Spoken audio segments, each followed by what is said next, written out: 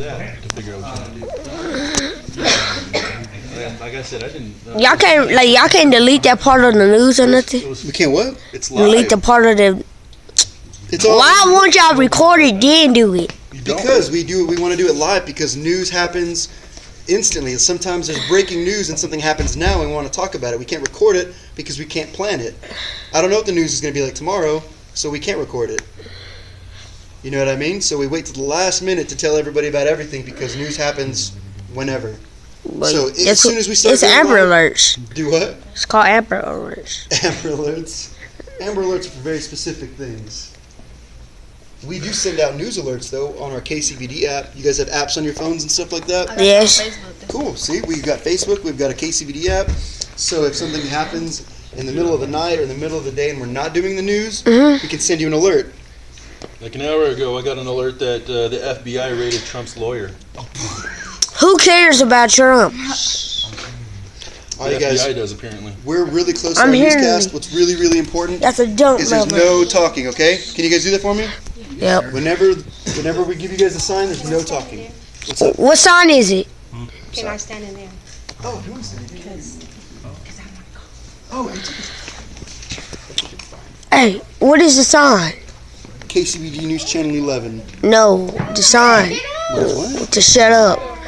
The sign to shut You'll up. know the sign. No, I don't. It'll be like, shh. Dang, you tall. I'm cheating. I got on stilts. No. Y'all know what stilts are? Anybody? Well, these are, these are kind of stilts. So watch the news. The guys were walking by. Okay. We might have a better view from inside the newsroom. Or have you ever seen one like on TV at the circus and they're like big, huge, super tall? You ever seen that? I ain't gonna be able to record that. Look. Look, you can't see her. You can see through glass. You're fine. She blurry. She's not blurry.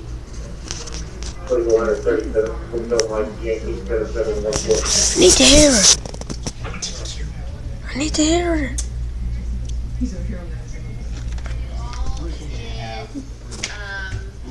We're all in middle school. That's middle school?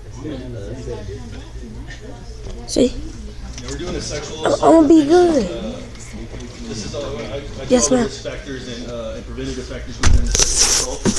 So on the way over here, we were talking about the media effects on gender and the media, the advertising effects on Bad dude. on sit in here, gender, you gotta be quiet. and gender socialization. We don't talk about sex. We talk about Oh. all the preventative and risk factors going into sexual assault. And I figured, what better way to talk about the media effects on media effects on gender and advertising effects on gender than coming to a news station. We have a gender story coming up in a minute. That's awesome. Pay inequality in gender. Yeah, we've already talked about that.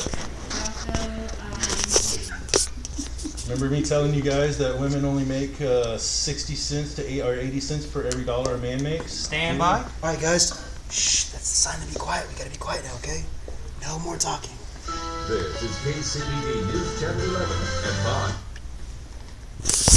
Good afternoon. Thanks so much for joining us. I'm Christy Harden.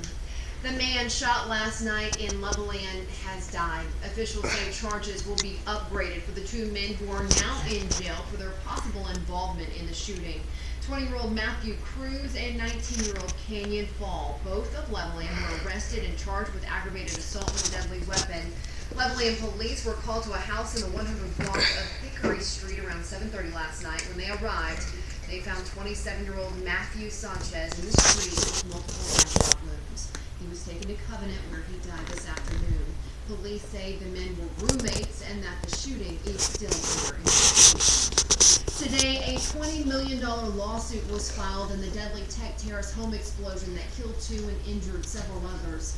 The lawsuit was filed by Razam Jelka and for his wife, Dr. Rodika Jelka. She was killed in the explosion. He says it's the least he can do for his wife, and it's a start on how he can mend the pain that it has caused him. Razman is suing Candace Chase, the remaining owner of the home, for wrongful death of his wife. John Fleming was also a resident of the home, but also died due to the explosion.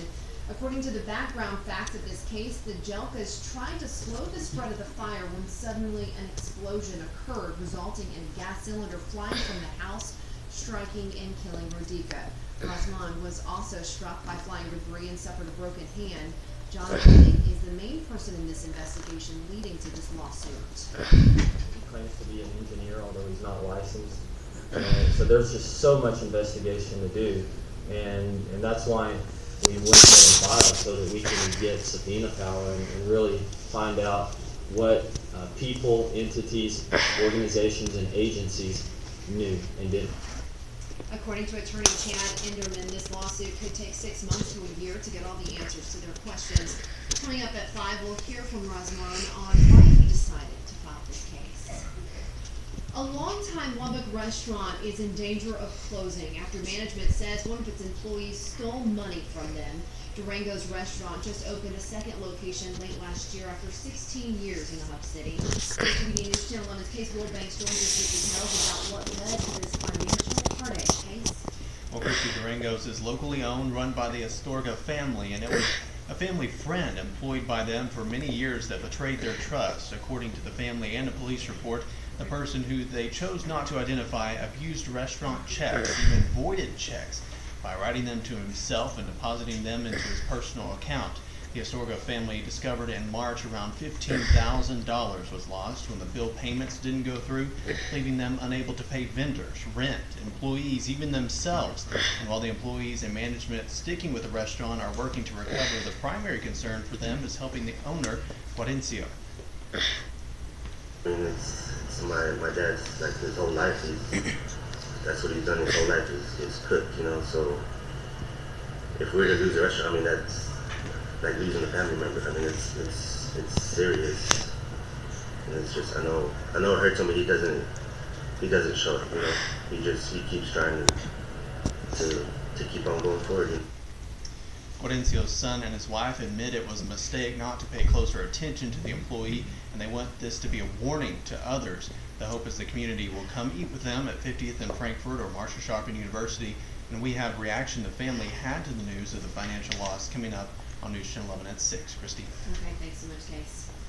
Turning to our weather, cold to warm, back to cold in the morning before we heat up once again. John, another week of roller coaster temperatures, but you say not as drastic as last week, right?